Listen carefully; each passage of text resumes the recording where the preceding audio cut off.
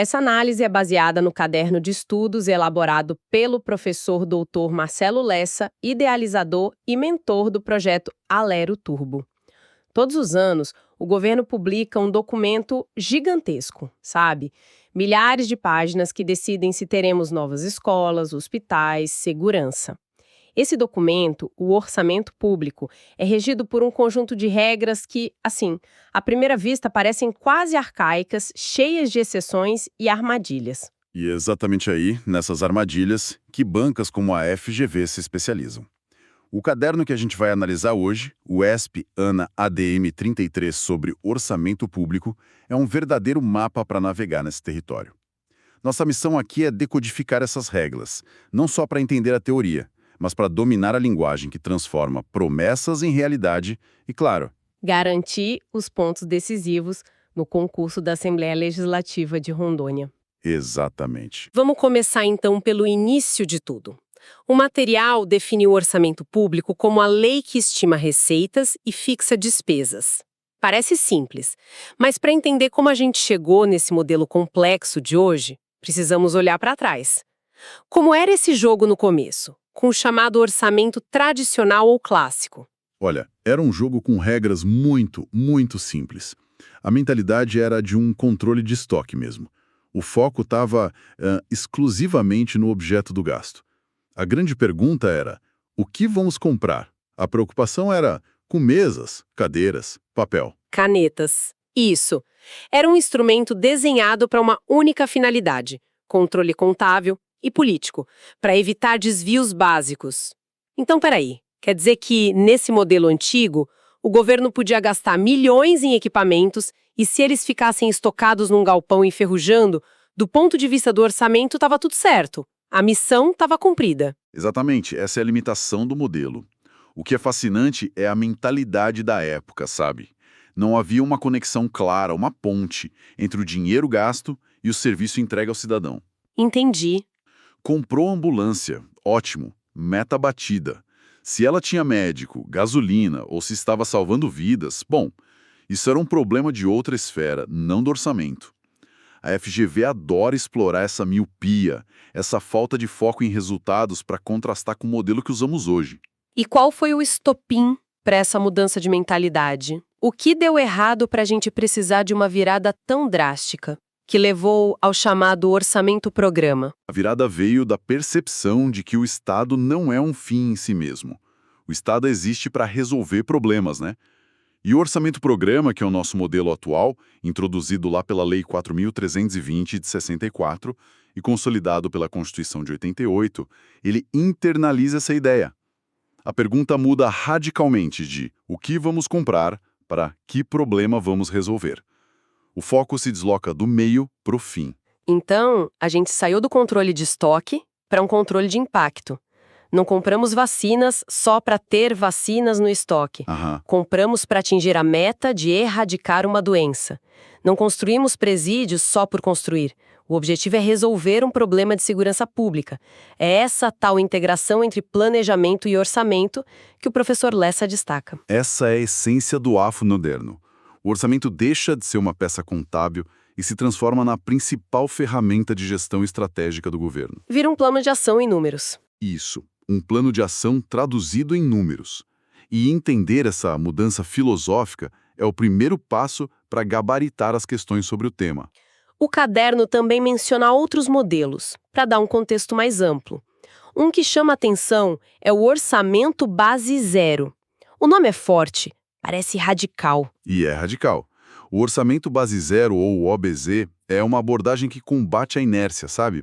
A regra é, todo ano, cada gestor precisa justificar cada centavo do seu orçamento como se estivesse começando do zero. Acaba com aquela ideia de... Exato, aquela ideia de ano passado eu tive 100, então esse ano eu quero 100 mais a inflação. Não, você tem que provar por que precisa do 100 de novo e por que precisa de mais 10. Isso soa ótimo na teoria, mas na prática é viável. Imagina um hospital tendo que justificar a necessidade de cada leito, cada seringa, todo santo ano. Não seria um caos burocrático, uma paralisia? Esse é o grande debate e a provável pegadinha da FGV. O OBZ tem um custo administrativo altíssimo e pode ser paralisante se aplicado de forma literal a tudo. Por isso, na prática, ele é usado de forma mais cirúrgica, para áreas específicas onde se suspeita de ineficiência ou para reavaliar grandes programas de tempos em tempos. A banca adora comparar o OBZ com o orçamento incremental, que é justamente o oposto. Pegar o do ano passado e fazer pequenos ajustes. É mais fácil, mas pode perpetuar gastos ineficientes. Entendi. Então, esses modelos são como as diferentes filosofias para se fazer um orçamento. Mas, independentemente da filosofia, existem regras sagradas, os princípios que todos precisam seguir. É tipo a gramática do dinheiro público. E a primeira regra que o material aborda já parece polêmica. O princípio da exclusividade é a regra anticontrabando do orçamento. Ela diz que a Lei Orçamentária Anual, a LOA, só pode tratar de uma coisa: previsão de receita e fixação de despesa. Ponto. Isso proíbe os famosos jabutis, aquelas matérias estranhas que os parlamentares tentam embutir na lei orçamentária para passar sem muito alarde. Como a criação de um cargo ou a mudança de uma regra tributária. Exatamente. Mas, como em toda boa regra jurídica, imagino que a FGV não pergunte da regra, mas sim da exceção. Sempre. E aqui temos duas válvulas de escape permitidas na Constituição. A lei do orçamento pode conter duas autorizações para o governo. A primeira é uma permissão para remanejar verbas durante o ano, o que tecnicamente chamamos de créditos suplementares. A segunda é uma permissão para pegar empréstimos, as chamadas operações de crédito.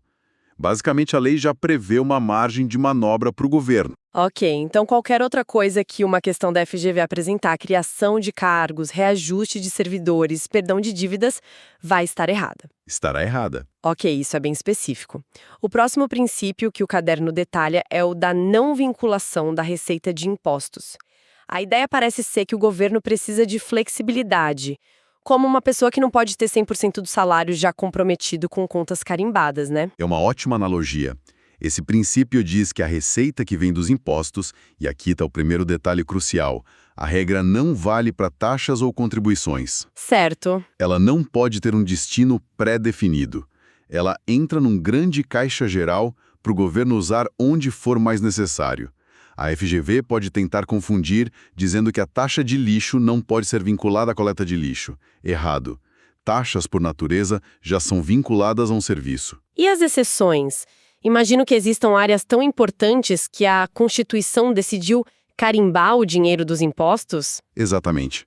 E são exceções que fazem todo sentido social.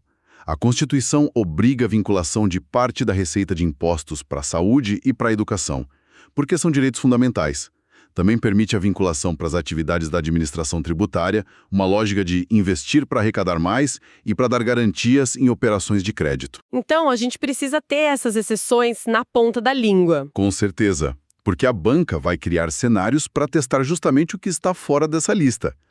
O material do professor Lessa agrupa 3 outros princípios que parecem formar os pilares da transparência: universalidade, unidade e orçamento bruto. Perfeita definição. Eles trabalham juntos para garantir que o orçamento seja um livro aberto. O princípio da universalidade é a regra do nada por baixo do pano. Ele exige que todas as receitas e todas as despesas do governo estejam na lei orçamentária, mesmo as que parecem insignificantes. É o que proíbe o caixa 2 governamental. Faz sentido. E se tudo tem que estar no orçamento, esse orçamento tem que ser um só, certo? Imagino que seja essa a lógica do princípio da unidade. Isso. Para que a regra do nada por baixo do pano funcione, você não pode ter vários panos espalhados. O princípio da unidade determina que cada ente da federação, União, cada estado, cada município, tenha uma única peça orçamentária. Mas olha, atenção a uma pegadinha clássica aqui. Qual? A LOA é dividida em 3 partes: o orçamento fiscal, o da Seguridade Social e o de investimento das estatais. A FGV pode sugerir que essa divisão fere a unidade. Não fere. Ah, entendi. São como capítulos diferentes do mesmo livro, não livros separados. Exatamente essa é a ideia. E fechando o trio da transparência, temos o princípio do orçamento bruto. O que ele proíbe exatamente? Ele proíbe a maquiagem contábil. É a regra dos 100 truques. Ele determina que receitas e despesas devem aparecer pelos seus valores totais, brutos, sem deduções.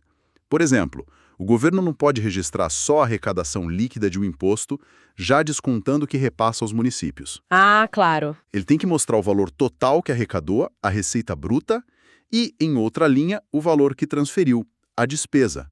Apresentar só o líquido esconderia o volume real de dinheiro que passa pelas mãos do Estado. É a diferença entre mostrar o faturamento total da sua empresa ou só o lucro final.